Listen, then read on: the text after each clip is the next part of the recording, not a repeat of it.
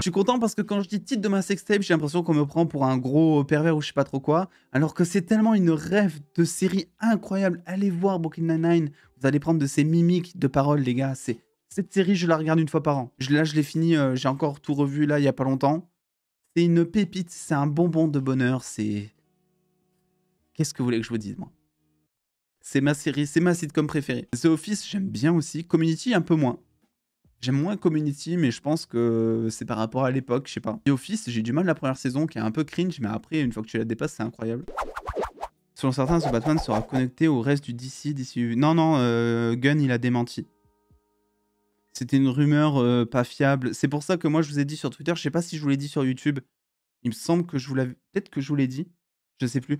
Mais je vous ai dit, moi, sur Twitter, avant qu'on ait les plans de James Gunn, qui va révéler là en janvier, avant qu'on ait ces plans-là officiels, ne croyez rien de ce que vous lisez. Même si ça vient de Variety, de THR, de Deadline, des gros médias comme ça, ne prenez pas ça pour acquis, parce que même eux, ces derniers mois, ils ont dit de la merde.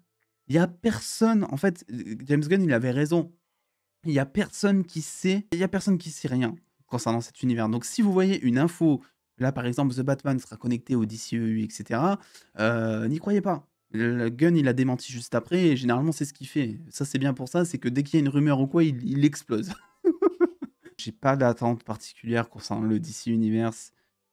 Ce que j'attends pas, en tout cas, c'est des projets... Genre, j'ai pas envie qu'ils nous annoncent un film The Suicide Squad 2, par exemple. J'ai pas aimé ce film, et pour moi, là, il faut qu'il annonce quelque chose de... Tu vois, de sérieux. Je sais pas comment expliquer, mais là, il a perdu tellement beaucoup de confiance. Enfin, James Gunn n'a pas perdu de confiance, mais il a tellement perdu les fans du Snyderverse qui voulaient ce côté épique que pour moi, il faut qu'il essaie quelque part de rassurer les gens en disant qu'il va y avoir des trucs sérieux, donc il va potentiellement annoncer son film Superman, je pense, parce que ça, on sait que voilà, il l'écrit, voilà, on sait qu'il est derrière. Il peut annoncer le prochain gros crossover, je sais pas, il peut annoncer un Crisis on Infinite Earths. Je serai jamais, c'est trop long ce titre, trop chiant. Mais il peut annoncer ça. C'est quand son annonce, c'est ce mois-ci. On sait pas précisément, mais c'est ce mois-ci. Donc probablement fin janvier, je pense. Ça sera bien, ils vont le sortir. Ils vont faire. Putain, ils vont faire ça, les cons. Ils vont sortir le plan juste avant la sortie de Shazam 2 et du trailer de The Flash qui est censé débarquer le 12 février. Enfin, dans ces eaux-là. Ils vont sortir les plans juste avant ça. En fait, The Suicide Squad, j'ai trouvé le film super beau, assez épique. Mais le problème, c'est qu'il n'y a aucun enjeu autour des personnages et que t'es attaché à aucun moment, à part 2 ou 3. Mais c'est-à-dire que dès qu'ils crèvent, tu t'en fous, quoi. Et en plus, c'est téléphoné. Je me rappelle, il y a... Je crois que c'est le personnage avec les poings. Je sais plus comment il s'appelle. Il se fait écraser, je crois, à la fin du film par un pied géant, par l'étoile de mer géante, là. Et on le voit venir à 10 km parce qu'au moment, juste avant de se faire écraser, il y a un dézoom de caméra. Vraiment pour te signifier, fais attention, on passe en plan large, il va se passer un truc. Et c'est dommage. Série sur Amanda Waller, c'est vrai ou pas? C'est rumorisé. C'est possible, en tout cas. C'est rumorisé, c'est possible. On va dire ça. Ouais, ben moi aussi, l'Amanda Waller qu'on a eu, franchement, un petit peu osef. Hein. Ils ont essayé de la Nick Furiser. Oui, ça se dit. Pas ouf. Qu'est-ce qu'on en pense, là, de ce costume? Mâchoire carrée. Ouais, en vrai, moi, c'est la mâchoire que j'aime pas du tout, mais elle est... Mais gardez en tête que c'est ultra photoshopé aussi, quoi, tu vois. Le costume est super beau. Moi, je trouve vraiment que le costume est super beau. Peut-être le casque à voir selon les angles de caméra. Là, ça va, je trouve. Mais il y a des angles de caméra où c'est pas ouf. Mais après, le costume est super beau, je trouve. Il a les joues creusées. Ouais, il a les joues de Willem Dafoe un peu, tu vois. Genre, il pourrait faire le bouffon vert avec ça. Le casque, il fait un peu casque de... Ça s'appelle comment? Du bobsleigh? Je crois que ça s'appelle. Après The Flash, Sanji Mochitti pour réaliser un film Justice League du reboot. Bah, un film plutôt dark Justice League, ça serait mieux, je trouve, pour Andy Muschietti. Bah, le mec, sa spécialité de base, c'est les films d'horreur. Dans Flash, ce qui est bien, c'est qu'il y aura Dark Flash, donc il peut faire un peu d'horreur avec ça, mais un film Justice League, je sais pas. Bon, on oublie, ça reste du concept art, hein, donc forcément, cette tête-là, la tête ici, là, qui est très très moche, on peut l'oublier, les gars. C'est plus pour les costumes, en fait. Et en vrai, Supergirl, bon, on la voit pas tellement, mais bon, on avait déjà vu son costume sur des photos de tournage, etc. Elle est plutôt très chouette. Elle est plutôt très chouette. Non, c'est le Batman de Keaton. Enfin, je crois. Tu vois? Oui, c'est le Batman de Keaton. Tu le vois par rapport au logo et à l'armure aussi, hein, forcément. C'est pas le costume de Batfleck, même s'il aura un nouveau costume dans Flash. Ouais, je suis pas très fan non plus des lunettes, mais après, bon, c'est un petit peu adapté pour le monde moderne. C'est genre, ouais, je cours vite, donc c'est pour éviter d'avoir les yeux qui pleurent ou voilà. Et ouais, Flash a des abdos, mais ça dépend duquel tu parles. Mais après, ça reste un concept art, les gars. Donc forcément, les concept art, c'est toujours très comicsisé, j'ai envie de dire, quoi. Et gardez en tête aussi que les concept art sont toujours, enfin souvent en tout cas, sont très souvent beaucoup plus beaux que les scènes en général. Franchement, j'ai sorti une vidéo il y a quelques jours où je vous parle justement de Daredevil Born Again. Et en vrai, je suis plutôt confiant dans ce qu'ils vont faire.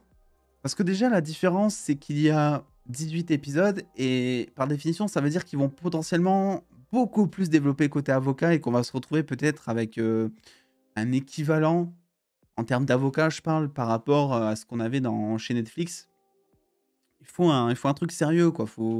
Les scènes de tribunal de She-Hulk, bon, les gars, c'était des trucs... Il est non coupable. Pourquoi? Parce que je vous le dis, ok, non coupable.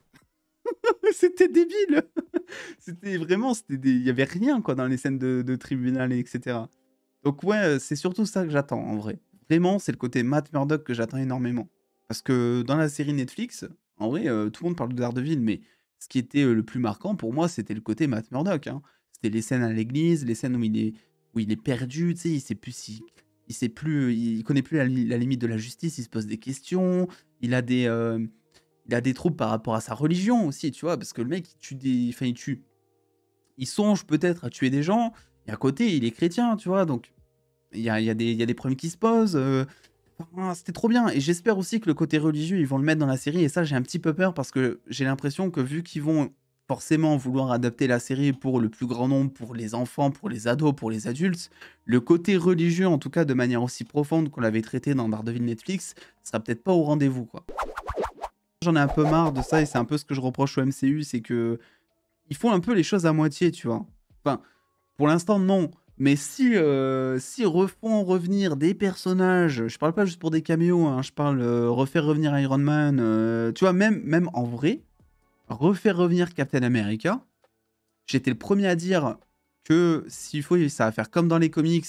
Et Captain America, en gros, bon, il a plus son sérum, il est en train de vieillir. Et il devient directeur du Shield dans les comics, à un moment. Je me dis qu'il pourrait très bien adapter ça et le faire devenir directeur du Sword ou je sais trop quoi, avec un retour de Chris Evans. Mais même ça, maintenant, en 2023, j'ai même plus envie, quoi. J'ai plus envie de revoir les anciens acteurs, quoi. J'ai l'impression que ça perd tout de sa saveur et j'ai pas envie que les anciens qui étaient... En fait, c'est con, mais le MCU on va dire, époque Endgame, quoi, première saga, ce MCU-là était tellement masterclass que pour l'instant, j'ai pas envie que ça se mélange avec les nouveaux héros, quoi. Voilà, pour l'instant, je dis bien. Après, je doute pas sur le fait que le MCU arrivera à recréer une certaine hype et certaines choses. Mais pour l'instant, ça, ouais, je le vois pas, je le sens pas, tu vois. Très important. Parce qu'en vrai, on rigole, mais moi, j'en rigole. John Watts, putain, réalisateur de Malade Mental, vraiment masterclass et tout. Mais en vrai, ce qu'il faut prendre en compte, premier degré, c'est que John Watts, c'est comment dire, c'est un mec qui répond au studio. Dans les films hollywoodiens, dans les gros blockbusters, le réalisateur, c'est pas vraiment, la plupart du temps en tout cas, mais c'est pas vraiment celui qui a les pleins pouvoirs, c'est pas celui qui décide. C'est-à-dire que oui, il peut décider, mais au bout d'un moment, le studio, s'il aime pas, il aime pas, quoi.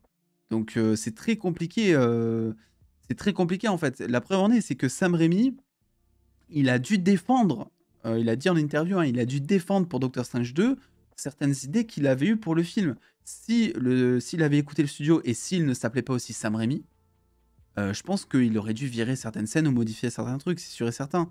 Là, le problème, c'est que John Watts, c'est un réalisateur, il a fait que du teen movie avant ça. Je crois qu'il avait fait 2-3 films teen movie, il a rien fait de très grand, c'est pas un réalisateur ultra connu qui a pas vraiment une renom exceptionnelle comme Sam Raimi. Je sais même pas si lui-même se sent assez confiant de dire non à Kevin Feige et les représentants de Marvel Studios, quoi. Donc, En soi, John Watts, oui, il est fautif, mais pas entièrement, quoi. Tu vois, c'est aussi c'est surtout même de la faute de Marvel Studios, parce que de base, c'est quand même eux qui l'ont engagé, quoi. Donc, et lui, c'est un yes man. Donc, dès que Marvel Studios lui dit un truc, tu retires ça, ça, tu fais ci à la place, etc. Le mec, il acquiesce tout le temps, quoi. Parce qu'en fait, je pense qu'il est juste pas confiance à un jeune réalisateur. Et du coup, il veut juste être dans les petits papiers de Disney pour pouvoir poursuivre sa carrière, quoi. Voilà. Et ça, on peut pas lui en vouloir. Je pense qu'à sa place, si on était en début de carrière aussi et qu'on serait contacté par Marvel, par Disney pour faire des trucs, peut-être qu'on serait un peu moins sur la négociation, quoi, voilà. Oui, la faute de Sony, oui, oui, pardon, Ben, et effectivement. La faute de Sony, c'est exactement ça. Je sais même pas s'il y aura une nouvelle team d'Avengers. Je pense que le but, c'est justement de pas refaire une nouvelle team Avengers, parce qu'ils sont très bien conscients que ça sera pas du même niveau que les Avengers principaux qu'on a eu en 2012. Donc tout l'intérêt, c'est justement de créer autre chose, tu vois. D'assumer le truc, plutôt que de dire, voilà, ça c'est la team Avengers 2.0, ben nous mettre une team Young Avengers, par exemple. Là, il y aura un parti pris, ça sera des débutants, ça sera autre chose à regarder, on pourra peut-être suivre leur entraînement, par exemple, des trucs qu'on n'a pas vu avec les Avengers principaux. Kraven sort en fin d'année, ouais. En vrai, je suis pas très confiant, mais je suis pas aussi pessimiste que certains pour Kraven. Je pense qu'ils peuvent faire un bon truc. Après, moi, c'est un petit peu mon problème, c'est que je suis naïf dans la vie. Donc, Sony, ils nous ont eu 3 fois, on va dire, grosso modo.